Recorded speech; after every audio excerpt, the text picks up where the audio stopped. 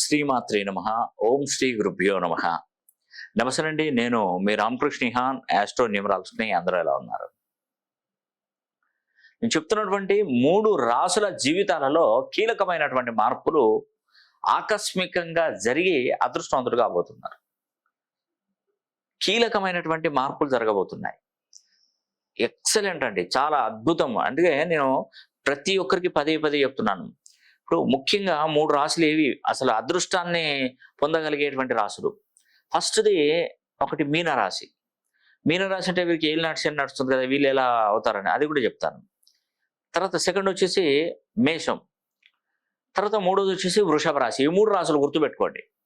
ఈ 3 రాశులకు రాబోయే రోజులు అనేది కీలకమైనటువంటి మార్పులు జరుగుతాయి.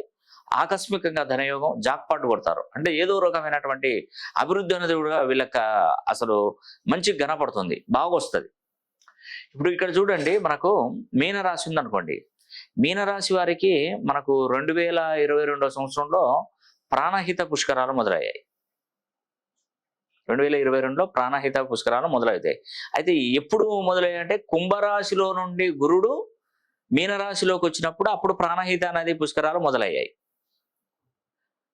అప్పుడు ఇక్కడ గమనించండి, ఈ 22 నుండి అంటే మీనరాశి వరకు చాలా వరకు నష్టాలు జరుగుతూనే వస్తున్నాయి.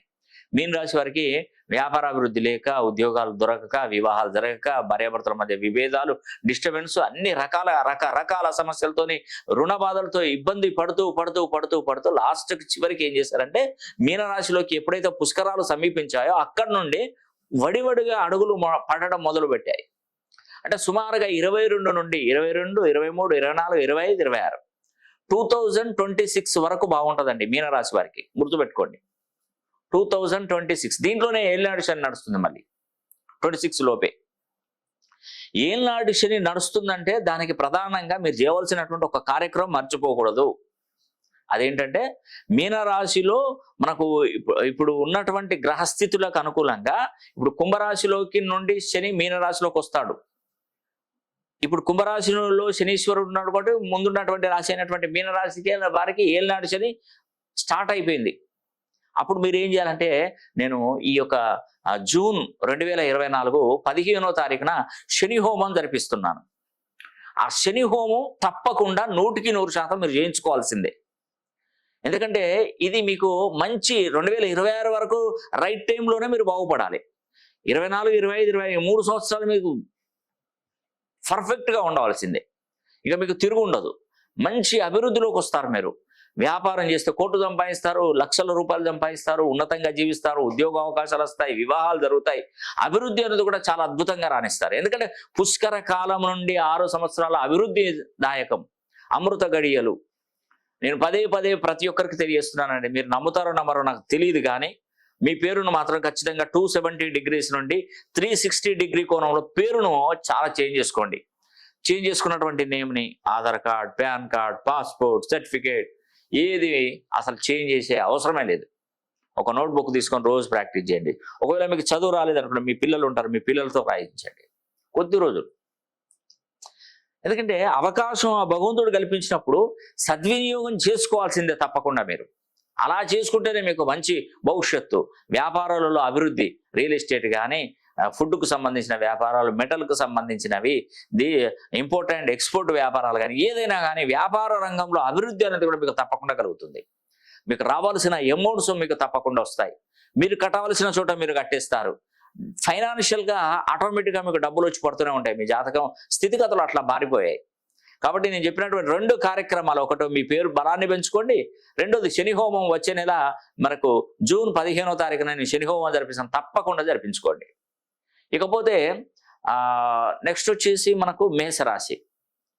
మేషరాశి అనేది 2023 సంవత్సరంలో మేషరాశి వారికి ఏంటంటే గంగానది పుష్కరాలు మొదలయ్యాయి.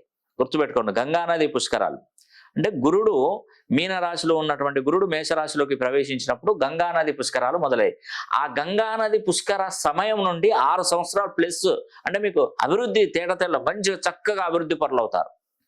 అంటే 23, 24, 25, 26, 27, 28 2028 వరకు 27 వరకు 27 వరకు అయినా కూడా మీకు అభివృద్ధి 6 సంవత్సరాలు చాలా జాక్పాట్ కొడతారు. అవునండి. 100% మీకు మంచి జరుగుతుంది. అంటే వీళ్ళకి ఇంకా చాలా టైం ఉందండి. ఇంకొక విషయం ఏందంటే, ఏలినాటి శని మరికొద్ది రోజులలో మళ్ళీ మేషరాశి వారికి కూడా వస్తది. అంటే శని మనకు 2.5 సంవత్సరాలకు ఒకసారి రాశి మారుతున్నప్పుడు ఆ శని ప్రభావం జరుగుతూనే ఉంటది. అప్పుడు మళ్ళీ ఏలినాటి శనిలోనే వీరికి అభివృద్ధి. అందుకే నేను చెప్తున్నాను, కుంభరాశిలో శనీశ్వరుడు ఉన్నప్పుడు ప్రతి ఒక్కరూ 12 రాశులలో జన్మించినటువంటి వారు శని హోమం జరిపించుకోక తప్పదు. ఎందుకంటే మీకు అర్ధాష్టమ శని అయినా పట్టొచ్చు, అష్టమ శని అయినా పట్టవచ్చు, ఏలినాటి శని అయినా ఇబ్బంది పెట్టవచ్చు. ఇట్లా జీవితకాలం 30 సంవత్సరాలు కూడా ఈ శని ప్రభావంతో మనం ఇబ్బంది పడుతుంటే ఇంకా సంపాదించేది ఎప్పుడు, అభివృద్ధిలోకి వచ్చేది ఎప్పుడు? అందుకే శని దగ్గర మీరు తప్పకుండా ఒక గేట్ పాస్ తీసుకోవాల్సిందే. ఆ గేట్ పాస్ అనేది వచ్చే నెల 15వ తారీఖున నేను మీకు అందజేస్తున్నాను. కాబట్టి ఆ గేట్ పాస్ పొందండి. చతుర్ముఖ దిగ్బంధనంతోనే ఆ గేట్ పాస్ వస్తుంది మీకు. మీ గోత్రనామాలు పంపించినట్టయితే దాన్ని తీసి వీడియో తీసి కూడా మీకు పంపిస్తాను.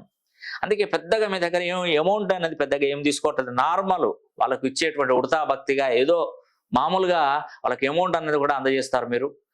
దాంతోనే మేము ఆ శని హోమం జరిపిస్తాను, ఆ వీడియో పంపిస్తాను. ఇక మళ్ళీ 30 సంవత్సరాల దాకా శని ప్రభావం అనేది కూడా మీ వైపు కూడా చూడదండి. అది మాత్రం ఖచ్చితంగా నేను చెప్పగలుగుతాను.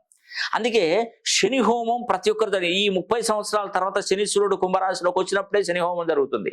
మళ్ళీ మీనరాశిలోకి వెళ్ళిపోతే అయ్యో నేను శని హోమం జరిపించగలేదే, మేము జరిపించండి అంటే జరిపించినా ఉపయోగం ఉండదు, ఉండదు. అది కేవలం కుంభరాశిలో ఉన్నప్పుడు మాత్రమే మన ఆటలు సాగుతాయి. శనీశ్వరుడు గేట్ పాస్ ఇస్తాడు, అది క్లోజ్ చేశాడంటే మళ్ళీ గేట్ పాస్ రాదు. 30 ఏళ్ళు దాకా మీరు కష్టపడాల్సిందే. ఇబ్బందులు, శని బాధలు తప్పవు అంటారు. మనం ఎన్ని పూజలు, ఎన్ని హోమాలు, ఎన్ని యాగాలు, ఎన్ని వ్రతాలు చేసినా, ఎన్ని చేసినా కూడా శనీశ్వరుడు అనుగ్రహం మనం తప్పక పొందలేము ఇంకా.